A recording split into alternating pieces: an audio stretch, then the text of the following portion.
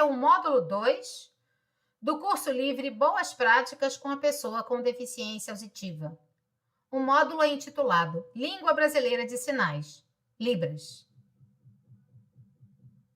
A língua de sinais, como se conhece hoje, foi organizada pelo clérigo francês Charles Michel de Lépée, em meados do século XVIII. A língua de sinais foi trazida para o Brasil em meados do século XIX. Portanto, a língua brasileira de sinais tem suas raízes na língua francesa de sinais. Em 26 de setembro de 1857, o imperador Dom Pedro II fundou o Imperial Instituto de Surdos Mudos, que atualmente é o Instituto Nacional de Educação de Surdos, o INES. O INES é vinculado ao Ministério da Educação e é o centro de referência nacional na área da surdez. Abaixo aqui na tela nós temos o endereço eletrônico do INES, para quem tiver interesse em acessar, e a imagem da sede do INES, o prédio em estilo neoclássico, pintado em cor amarelo e branco, situado no bairro de Laranjeiras, na cidade do Rio de Janeiro.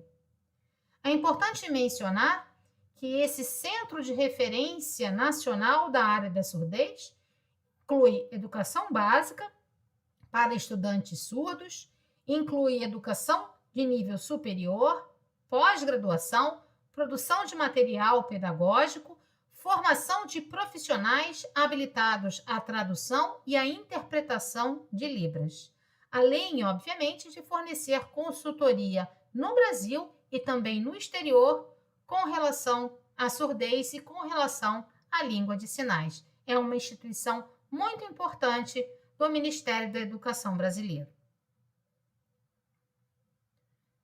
A língua de sinais, ela não é universal, né? Muitas pessoas ficam com esse conceito equivocado.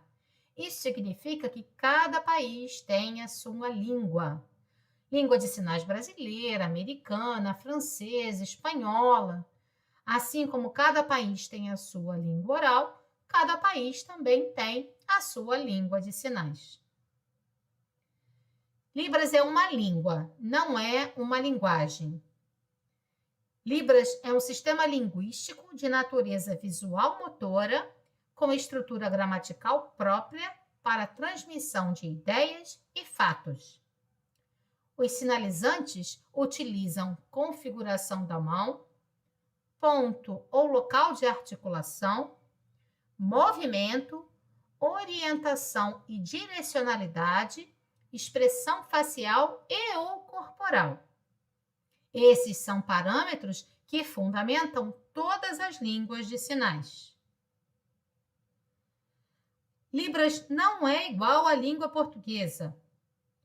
É uma língua específica com morfologia e sintaxe próprias. Portanto, não basta aprender os sinais para se comunicar em Libras. E como qualquer outra língua, é preciso estudar a sua gramática, a estruturação das frases, para que então possa ter fluência. Libras também tem variações linguísticas que estão relacionadas à regionalidade, a fatores sociais e mesmo ao grau de escolarização de quem está sinalizando. A Lei número 10.436, do ano de 2002, conhecida como Lei da Libras, define a Libras como forma de comunicação e expressão de comunidades de pessoas surdas do Brasil e inclui a Libras no grupo das línguas do Brasil.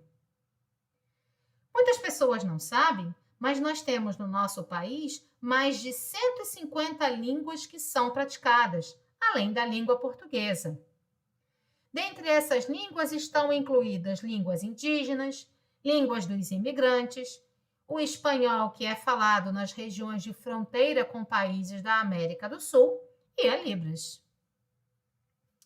É importante também a gente mencionar que a Constituição Federal diz que a língua portuguesa é o idioma oficial da República Federativa do Brasil. Portanto, o Brasil só tem uma língua oficial, que é a língua portuguesa. O bilinguismo, no caso da educação dos surdos brasileiros, é garantido pelo Decreto número 5.626 de 2005. Esse mesmo decreto também esclarece que a Libras não poderá substituir a modalidade escrita da língua portuguesa. É muito importante nós termos esse conhecimento com relação à língua oficial do nosso país, a essa diversidade linguística que é reconhecida e praticada no Brasil, e dentro dessa diversidade se inclui a Libras.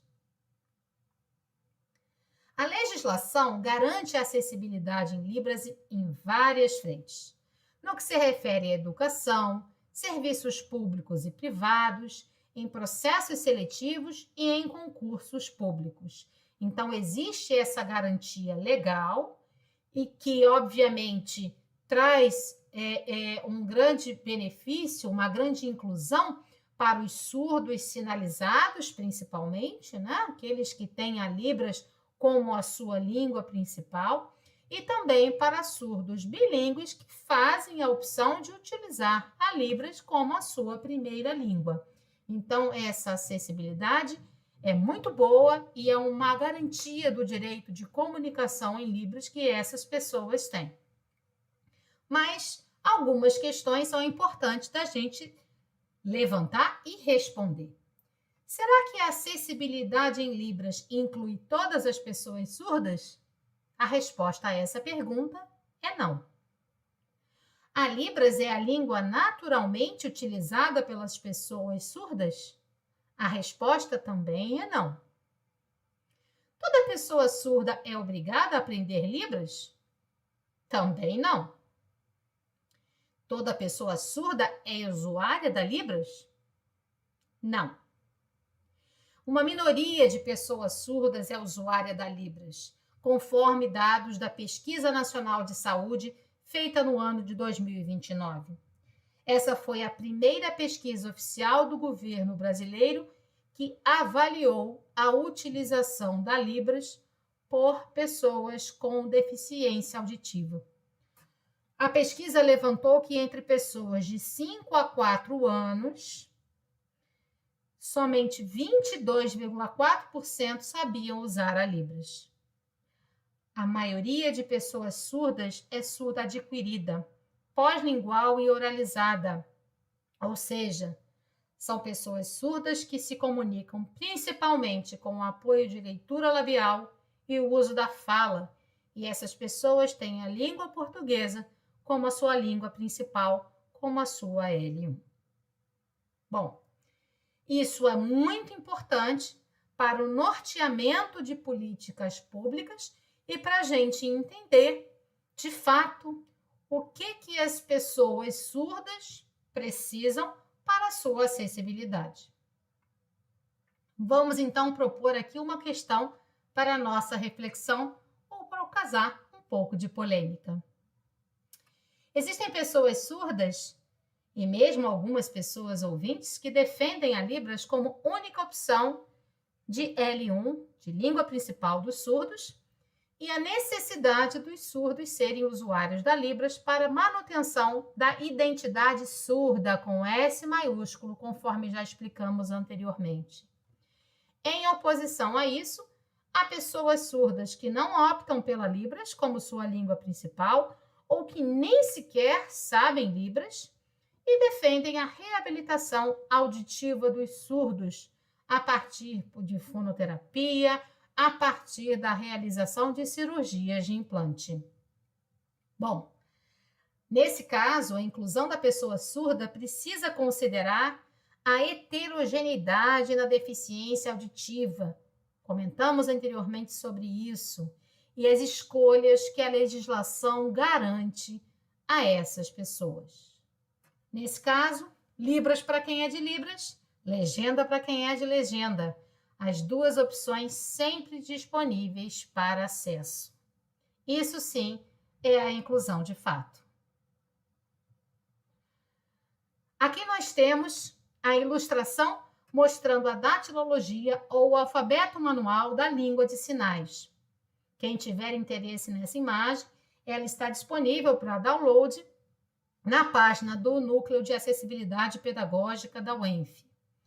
O alfabeto manual ele é utilizado para soletrar manualmente as palavras.